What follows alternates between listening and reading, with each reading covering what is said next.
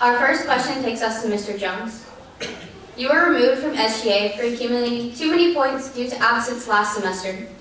Why do you think you should be president of a position that has more responsibility than the senator when you're removed from the body you were running to represent? Thank you. This is a question that I've gotten a lot on the campaign trail. I've actually done an interview with the Signal as well. Can I show y'all something real quick? Yes, of course. So this is a keloid from my accident I had October 11th, where I was taking a Lime scooter down Piedmont Avenue going towards a freshman 1010 class to tell them about how great Georgia State is, and I shattered my wrist. Yeah, very bad. It was really ugly. I couldn't move it, and I had surgery that same day, so that's why I missed those SGA meetings. I was actually out of school for an entire month, and that's why I really do enjoy the point system, because it's not me not being able to do the duties, it was me not being at the meetings, you know? And the meetings are where business happens, so if I'm not able to do it, that's why I really do appreciate President Gray last year for initiating the point system, because I could have missed those 2 meetings and still been in SGA. And that's a disservice to the students. So as long as I don't break another appendage, I think I'll be fine with the SGA president. As one follow-up to that, we have had students express the concern that you weren't able to attend these meetings, but you were able to campaign for homecoming court at the same time. Would you like to address that at all? I actually didn't campaign for homecoming court. I was on bed rest and posting on social media, but no flyers ever hit anywhere on campus, as well as only event I was at was the Panther Proud, because that was a mandatory event. Our next question is for Mr. Liebner. You are a freshman who has only been at Georgia State for a semester and a half. How well do you know Georgia State, and how do you plan to represent the interests of students who have been here much longer than you have? Thank you for that question. It's a good question. Part of the job is listening. It's recognizing that there are people who know things a little bit better than you know. When I became the CEO of Panther Hackers as a freshman, the youngest by far of any before me, I was in a similar situation. I really had to get a survey of the landscape and realize that there are some things that other people are going to know better. But a fresh set of eyes is always advantageous to a situation. There are some things that I don't know that I can't do because I'm not a part of that community. So I'm going to try them, and I'm not going to let the stigmas and whatever stop me from doing those things. I've been involved here on campus, whether it's in Panther Hackers or mock trial or any other variety of programs, so I have that experience. And you're right, I am a freshman, and I'm just getting started. Thank you.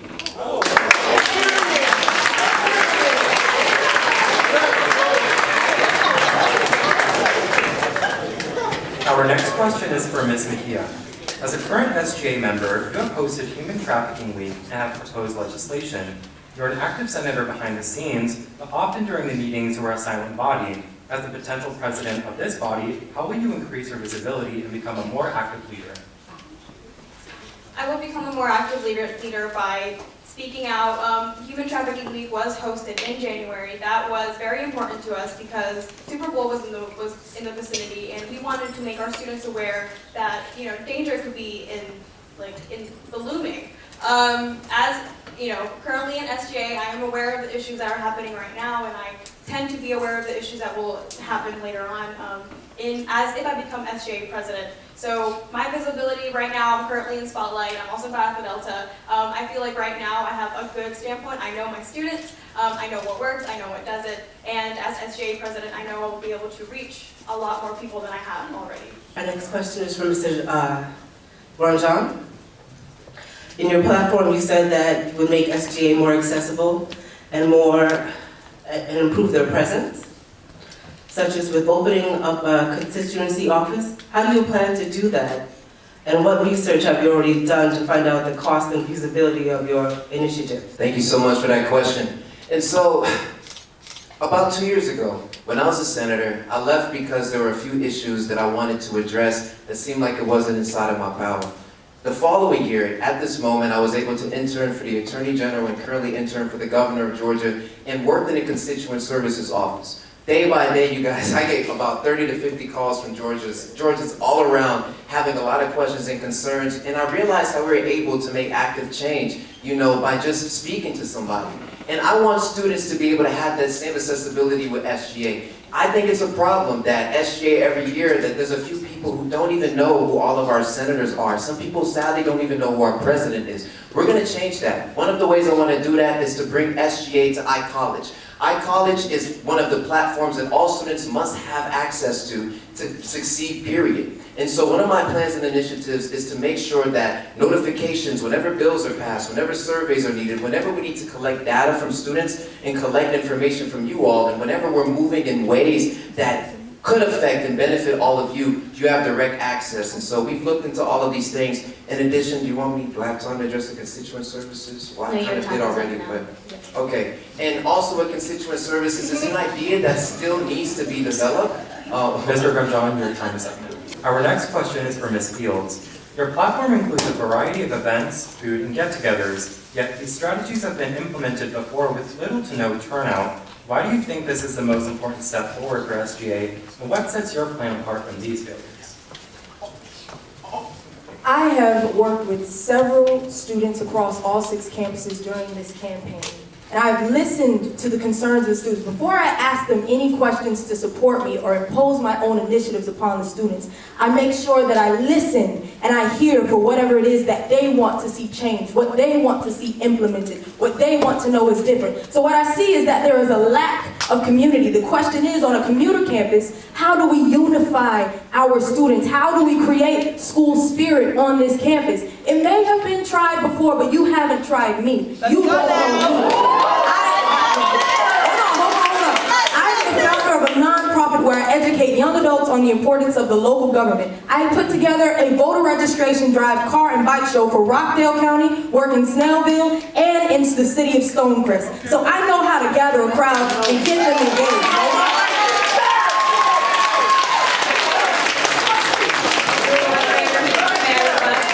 Each candidate will have 1 minute to answer the following questions. Moderator, may I rebut? Yes, ma'am. As someone who has hosted events through SGA and through Spotlight, various events, the budget of Spotlight is much, much higher because we are a programming board. SGA is not a programming board. We can create community through different outreaches, through talking to our constituents directly instead of them having to come to our student meetings. Though the idea of having a lot of events is great, I do not believe it is feasible because we are here to voice our concerns to the higher ups, not host events.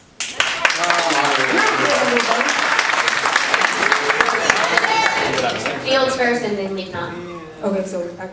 Okay, so although it may not seem like fiscally feasible, there still can be a way. We can still work together with the students to create even small events. So you take it from a larger scale and you break it down. Look at organizations that share the same initiatives. There's over 400 organizations on this campus. You can't tell me that there isn't a way that we can find more intricate and delicate ways to communicate with the students and to bring them together. There is a lack of communication in our commuter school. We gotta work together. We have to pull some strings and make it work. It's not impossible.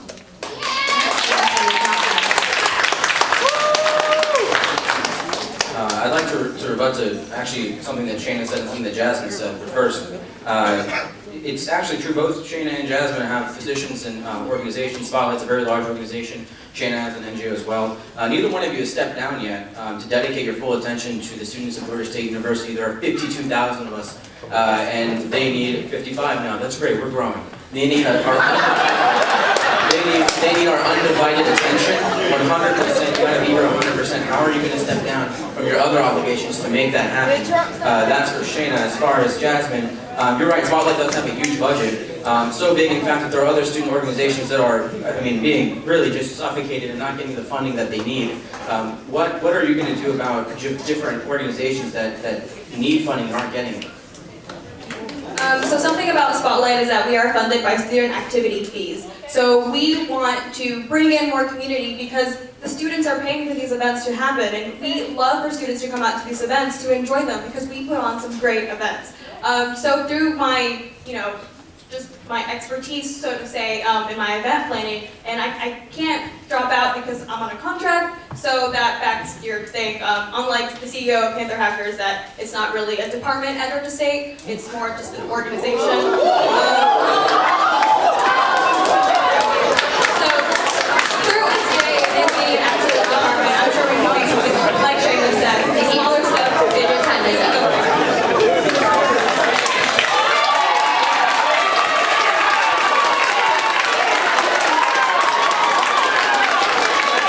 Okay, we'll continue. Yes, of course. Jasmine, there are over 400 organizations on this campus. May I ask what Spotlight's budget is? I'm not aware of the budget, only the executive director knows that budget. The answer is that it is extremely high. Now, that doesn't mean that it doesn't need to be, but that means that we have 400 organizations that are struggling to get by. They're struggling to get their funding that they need, and that's why we have such low activity. We have 12% of students are involved in student organizations. That number is too low. We need to get people ready for life after university. You have to get involved, and we need to look at the way that we're giving funding to these organizations, because they need help, and we're going to help them. Jones, you may respond, and then we'll move to the next question. Yeah. Hello. All right, cool. So guys, this is where SGA experience comes in. We are one of the only university systems in Georgia that does not have a separate bank account for fundraising. I think that's ridiculous. You guys want to talk about feasibility? It is feasible to have events for students. It is feasible for us to provide food at all of our SGA meetings. We just need to fundraise. We cannot use our budget currently for food or for meetings unless it's available to everyone. If we had a separate bank account for fundraising, then we'd be able to provide food. Like, you guys enjoy the food outside, right? Would you guys like food at every meeting? It is possible if we open a separate bank account to fundraise, and that is what comes with SGA experience. I'm the only one of the 3 members that has been involved in SGA all 3 years here at Georgia State. I've served under President Owens, President Gray, as well as President Patterson, and I would like to continue the traditions I've started and that I've learned from the former presidents to make Georgia State better than what it is now. 5 SGA members attended a trip to Israel for free. They received backlash from some members of the student body for what they called, quote, showing political bias. The Signal also reported on this as a potential violation of the Constitution, which prohibits accepting a gift exceeding $5. Do you think the attendance of the trip to Israel by SGA members was inappropriate or a violation of the Constitution? And how would you have handled that situation differently as president? Jones, you have the floor. I believe the response was more so inappropriate than actually attending the trip. There have been Student Government Association members that have attended trips before. The only difference is they did not go while they were currently Student Government Association presidents. The former executive vice president of the 88th administration, Jan Munden, he went on the trip, but after he gave up his gavel to the 89th administration, and after he had gathered his diploma from Georgia State University. I feel like showing political bias is what happened, but a violation of the Constitution, I don't think it was that. I think the issue here is that there is a conflict that goes far beyond the scope of Georgia State University, and that's what's really at the heart of this conflict. Now, as officials of SGA, we don't have any ability to affect, international affairs. That's just way outside the scope. I think that ultimately, no SGA official violated the Constitution because they weren't going in terms of their official capacity as an SGA official. In fact, there's nothing that I think should stop any members, any group from asking and getting students to go to areas, the Palestinian areas, the areas of Palestine, and to visit those areas as well. In fact, I encourage it, just so that we're all more informed and that we're all getting 100% of the information available to us. Thank you. So to be transparent, I was one of those 5 members that went on the Israel-Palestine trip. So first and foremost, I do resonate with the students that went and attended our meetings to voice their concerns. The first step in analyzing is that this trip could have potentially biased my views in a way, one way or the other. So through that, if I became SGA president, and if any legislation, but how my candidate over here said, that we can't really affect international affairs. But if any legislation were to pass the Senate, I would recuse myself from doing absolutely anything to it because I am aware that this trip may have biased my views in some way. But currently, the Constitution does need some amendments to declare if and when student leaders can detach their student leadership position from their name when attending trips like this. Just to add to that, one of the things I thought about is that, ladies and gentlemen, we are students first, right? And I think that a lot of those students didn't come with the idea of that I'm going to support one nation against another. As you guys may all know, or maybe if you do not know, the Holy Land is home to 3 major religions on this planet. I myself am a Christian. I have Muslim friends who have that place special to them, and also the Jews. This was an opportunity, I believe, where some students to receive that trip to go as students first for spiritual reasons, for many other reasons, to be able to walk the same land that David and Solomon and all those people, walked, Moses and so forth. I can understand how that was something that they wanted to do. But I can also understand the frustrations, and because of the conspiracy and because of the drama that is going on within the Middle East and sadly overseas on our very own soil, I can understand how things can get kind of iffy. But remember that we are students first. And if you trust us and allow us to be elected into office, you should also trust that we will make the decisions that are best for you and best for students all around the university. As an SGA president, as a member of SGA, and as a sensitive person towards the conflicts happening overseas, as a sensitive person towards the conflicts happening in our American states, and also as someone who shares a faith of Christianity and who also has friends that are Muslim, that are of many different religions, I would make sure that I want to stay sensitive to the conflicts affecting the students in their communities and in their cultures, right? So that means that we understand that we are students first. We understand that we have initiatives that we want to do aside from our positions as SGA presidents, but in SGA members, but it's also something that we have to understand, is this the sacrifice that I want to make at this time and dispensation? Is this the sacrifice that I want to make, and how will this affect the student body, and how will they perceive me? It's just something that you really have to look at and dig deeper into. And I personally, I wouldn't have gone. There's a trip coming up soon, and I don't think I want to tap into that as well. But I am sensitive, and I wouldn't want to do anything to jeopardize the trust that we are trying to rebuild and build with the newer students who are continuing to come to the campus. Yeah, I completely agree with Ms. Fields, and just to rebut what Mr. Grandjean said, my dad always told me that you're always a student because you should always be learning. Your education does not stop formally after graduation, so because your education does not stop after graduation, you can still attend the trip after graduation. As I understand it, the people selected for the trip were selected because of their positions on campus, but just because, since you are a student leader, that does not mean that you should go on these trips because you're representing more than just yourself and just the organizations that you're a leader of. You're representing the entire student body. So, like I said before, members of SGA have been offered the trip before, and they have gone after their graduation. Mr. Grandjean, you may respond. So I definitely understand that, yes, we are always learning and we are always leaders and we serve the people first. But I still think that, wow, did I just, okay. I still think that despite that, dear Lord, I'm sorry, I'm so tired. I'm thinking, we were talking about, okay, I'm so sorry. Okay,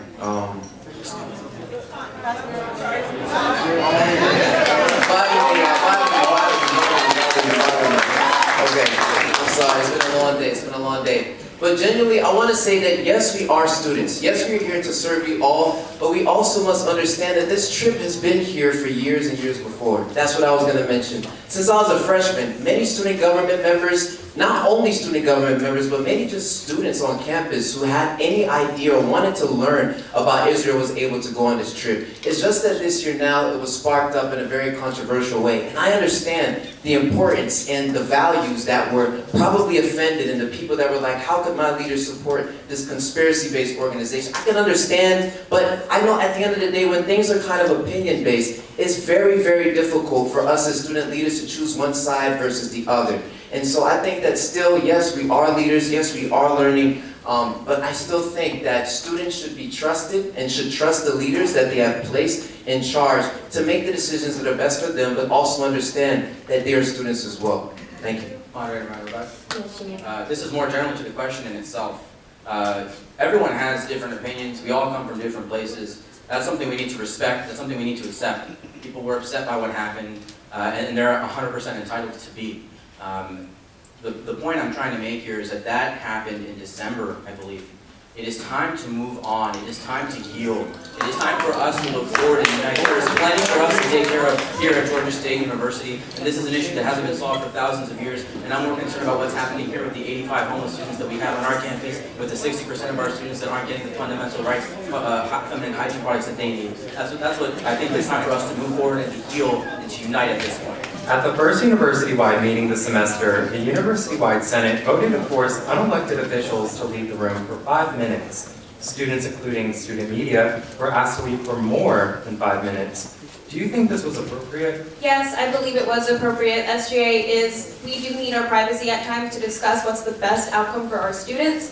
We do feel like if things were to get videotaped, it could be misconstrued in a way, and we just didn't want any of that to happen. I don't think I would have put you guys out the room longer, but as a journalism major, I know that we can just say things are off the record. And I know that as journalists, you guys would respect that whatever those students would say off the record would remain off the record. And I think because you guys are students too, you're students, you deserve to know what's going on. And usually those university-wide meetings and Senate meetings are open to the public. And so I don't think the media should have been put out in that manner, but I think if you guys would respect in that moment that it was off the record, then it's off the record, and you guys could pitch in and understand, and we work together to move forward and just be able to express all the students' concerns. I also think almost similar to how you have city council meetings and then they have to call special meetings where media may or may not be in the room, but there are also different representatives in that room. I think special meetings are appropriate. I think what happened, since it was urgent, since it was something that was a need and dire, if it has to happen, it's okay. But I do think that there's also a place for special meetings where you call those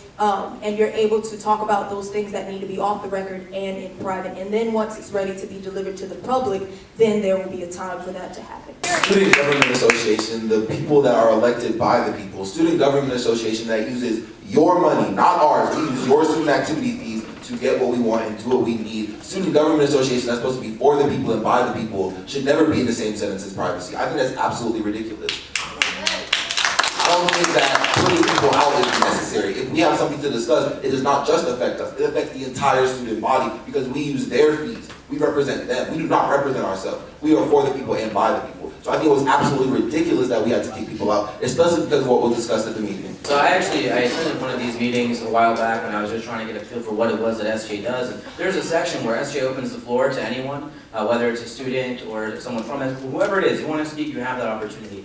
I kind of want to do the opposite. I want to make it a little more transparent. I want to live stream those. I want to make sure that people have the opportunity to tweet in any questions and get those responses if that's going to help them as well. However, I also understand that because I was in an organization, and I assume Jasmine and Shanda, you guys would agree with this, that sometimes there are things that really just do affect the people inside the organization, and I agree absolutely with Ms. Fields about having special meetings or things where media can be present but no cameras, things that are off the record like Nashby said. I think that can also be appropriate, but that doesn't mean that we can't increase the amount of transparency and live stream the other parts of things and get more voices inside those meetings. Only one of you will be able to hold the title of president.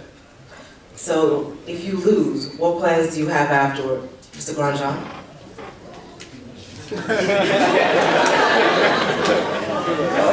My fellow Americans, understand, I don't plan on losing. I don't plan on losing. But I've been having, I'm just playing with y'all. Shout out to President Obama, but I don't plan on losing, but God forbid, if I do, then all of my platforms, which is a launch sheet, so guys, get ready. Hope don't get ready, but I'll give it away, because I'm not doing this for me, y'all. I can't speak for the rest of the people, but I'm not doing this for clout. I don't need it for my resume. I don't need it for anything. I'm doing this for y'all. This last year, my year of being at Georgia State is literally for you guys. I just want to make the freshmen who had the same spark that I saw. I want every freshman to have that spark, but I want them to have more avenue and place to actually express themselves and just get rid of the red tape that blocked me once before, that chased me away from the Senate when I was a sophomore. So we're just going to change all of that. But I'm not here for myself. I'm here for you guys. So I plan for these plans to get executed no matter whether I'm in the chair or not. But I think God knows who He chose this evening. Transparent moment. My grandfather passed away during this campaign, literally like last weekend, right? 2 a.m. last night, I was driving with my mother all the way here from Miami, Florida. That's where I'm from.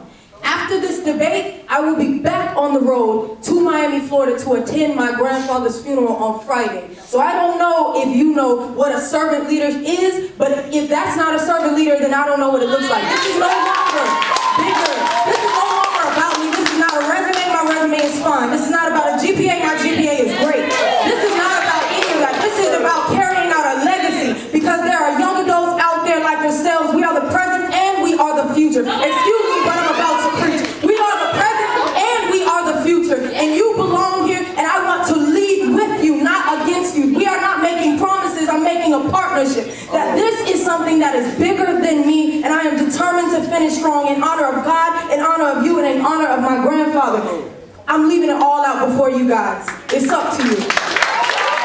So how are we going to integrate perimeter college students into this? First of all, that kind of passion and that kind of energy is exactly what we need from every student here at Georgia State University. So I appreciate that. Thank you so much for that. Campaign's not over. Campaign's not over. So if you're going to be at Alpharetta, I hope you're going to be on Thursday. I hope to see you there. It's part of the initiatives. One of the things I want to do is increase inter-campus transportation. Something that actually a few different people in SG are already working on it. I want to increase that effort and make that happen. Make sure that students can get from different campuses efficiently and effectively. Thank you for your question, first of all.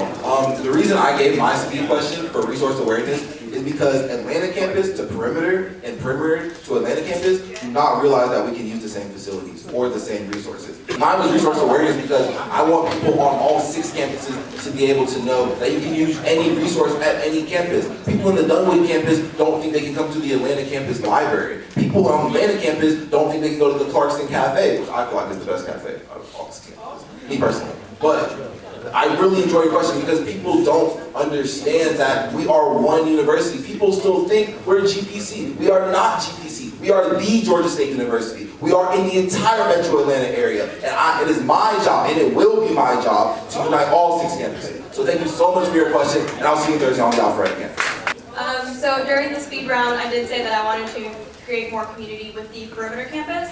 I do agree that perimeter is in a way apart from the Atlanta campus. That is due because it's really far away. They're all not really, like my fellow candidate here said, that they are too far away to be, I guess, transportable. And I guess to rebut Anthony's statement, I know you said that like Dunwoody and all that, but it's really far away. I do this drive almost every single day, and I understand the hassle, especially during traffic hours, so that's not a joke. But I am aware that perimeter does want to be more included, and through like my event planning background, I feel like to create community, we need to have people be talking to each other. We can't have people just be going to class and then leaving. We need to be creating events that brings in the entire state. And I am aware of PAC, that's on the campus. Also, the funding is a big issue as well, but we can do a lot with very little. Also want to add to you is that spirit and traditions is one thing that I believe is not just signified to Atlanta, it's a 6 campus thing. We are one Georgia State. Georgia State will be combined with all 6 campuses. It's supposed to be like family, but let's be honest, it has not. It has not. And there are things that actually need to happen to make that work. And so when I'm president, my plan is to not only meet with all the executive vice presidents, but also the leaders of all the different student organizations and make sure that they are able to come to a table and let's come up with some traditions. I have a few of mine already, but let's come up with some spirited traditions that all 6 campuses can be proud of. But also, let's also have some special things that Alpharetta, Clarkston, Dunwoody, and all of them have particular to themselves, but one thing that we can all hold together and add on as we go. So hey, we're coming through. We got you. We haven't forgot about y'all. You never forget about that. Yeah. You guys, on Alpharetta's campus, there is a serious issue going on as far as water damage in the roof. So the students, when it rains, they have to walk outside of the classroom because the roof is literally like this, like it could cave in on the students. And there's also leakings in the ceiling, which causes mold. It's been like that for a year. On Clarkston's campus, there's an issue where they feel as though they're not included, as much as the other campuses as well. They say that they feel like stepchildren, and that's the problem. So what we can do is we can have these clubs that have the same initiatives from different organizations, increase the level of student engagement by communicating and by connecting with the students from several campuses. The drama club on Clarkston's campus would love to connect with the drama club on the Atlanta campus and do initiatives together. I have a background in theater, so that's why I was able to really connect with them in such a way. But you guys, it's really not that hard. Those that are leaders, we need to make the sacrifice. Like I said, I just drove 10 hours from Miami. You gotta make the sacrifice. You gotta be here, you gotta be present. So I believe that as a student leader, I'm willing to do that. As a servant leader, I am definitely going to do that. Regardless to if I get this position or not, I'm still gonna visit over there because I made relationships and friendships with these different students, and they need their voices heard just as well as we do on the Atlanta campus. We have it good here, we could be better, but them, on the other 6 campuses, it's all of us together. It's not promises, it's partnerships. So my question to each one of you, what are you going to do today to fix these issues that students are dealing with? Not what are you going to do in the future? Not what have you done in the past? What have you done today? I feel like the number one, and I always say this, the number one problem with Student Government Association is just lack. Like lack of flyers, lack of people at meetings, lack of people to eat the food, you know, just the things that we lack are the things that we need to work on. So today, as the most experienced candidate here, I'm going to use my past experiences to make sure we fix what we lack.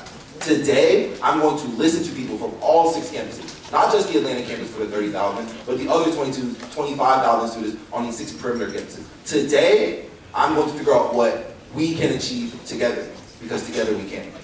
Yeah, it's an important part of the job. One of the things is to keep your eyes open and look for those things that don't necessarily pop out, but everyone that's going through something is crying for help in some way, shape, or form. To answer your question, just today, you know, I saw someone who just looked a little isolated. I reached out and said, hey, like, are you okay? Are you doing fine? I didn't catch their name. Hopefully, if they're here or if they're watching, if they feel comfortable, they can identify themselves. But that's part of the job, is keeping your eyes open. And not all issues are going to scream at you and tell you, hey, we need help, we need help. Sometimes it's your job to go to them. And so that's absolutely part of the job, and that's what I've done today, and I'm going to keep doing that as SGA president. Thank you, Franklin, Mr. President. I do agree that people, you know, I guess you could say are more like the talk instead of more of the action. So that's why, you know, using my position as currently in SGA, I know what issues are happening now. I know by reading the signal, we know what issues are happening now with the students. So just now, I'm already putting like little, what's it called, like little Easter eggs, I guess you could call them, in like with meeting new other organizations, with talking to students while I'm campaigning, while figuring out what is bothering them the most now, so we can fix it through SGA, because this administration is not over yet. We still have a month. You still have a month left. 2 months, I apologize. You still have 2 months left. We can get a lot done in 2 months that can, you know, continue to go on to the next administration, and if I am to become SGA president, I would be the perfect liaison from those past issues to the next administration to continue fighting for our students. I just want to add that the only reason why I'm running for president is because I've done all that I can as a normal student. Even after my tenure ended as a senator, I made sure I was one of the voices along with Senator Josh King, who sat on the Quality Enhancement Plan Committee, and we were a part of the Planning Committee and the Development Committee, which is why Georgia State for the next 10 years not only is going to renew their accreditation, but also have college to career as the main focus. So I've been, as a normal student, have exercised all of the rights that I have. This job is really just for y'all. I can't stress it enough. It's really only for you guys. Is the only reason why I'm running for president. And so I've done all that I can today, and there's a lot more stuff that I do on a daily basis for students from the front level, from helping someone out, helping someone who's disabled, opening the doors for people, small things day by day. But there's a lot of things that I've been doing through my organizations, as well as my dorm as an RA, helping our residents, dealing with friends who are dealing with mental health and depression. It's been tough times. As president, there are more things that I would like to do that can only be done in your seat. And so these things, I think it's important that there's someone that comes after you with actual goal solutions, with a plan, who knows how the system works, that is able to move forward and actually get those initiatives accomplished. And so we're starting today. It hasn't stopped. Me being here is a part of that. What are we doing today? And it's still going to continue. But even more, just the avenues and possibilities will expand when I'm president of Georgia State University. So as I'm thinking now, it's basically pretty much as you hear, this school is run like a business. It's run like a major corporation. Georgia State University has several corporate partners within the state of Georgia and within Atlanta, even internationally. So working together with places like Habitat for Humanity and working with nonprofit organizations, we can bring resources. We can create a space for veterans on this campus. We can create a space for GSU students who are 62 and above, 60 years old and above. We can create a space for students who are disabled and increase those programs. We can create a space for people who have children, students who have children. We can use the support by having these mentorships. That's why I feel that my unique experience in TV and film, my unique experience as a red carpet journalist at 15 years old for celebrity and community events, that's why I think my unique experience as a youth advocate and social justice leader with people like Tamika Mallory, Tiffany D. Lofton, state representatives, state senators are unique. That's unique so that we can be used to make these connections, to connect it on a corporate level, and then it'll trickle into the student body. You have to have that bigger eye and that bird's eye view of how the student's feeling, how the different administrations, the people in administration is feeling, and the structure that is already created for the student government. One last thing is something that I have called within Protect GSU, my initiative, is that I want to create like a campus escort program, right, for the students that are here. This already exists at Harvard, it already exists at Loyola University. So you guys, it can be possible where we are able to extract these outer resources that GSU has and use it to benefit the students that are here today. Thank you everyone in the audience for coming out tonight, and thank you for our viewers at home for tuning in. We wish the best of luck to all our candidates, and we look forward to seeing you at the polls March 26th and March 28th. This concludes the debate for the 90th SGA administration. Good night and good luck.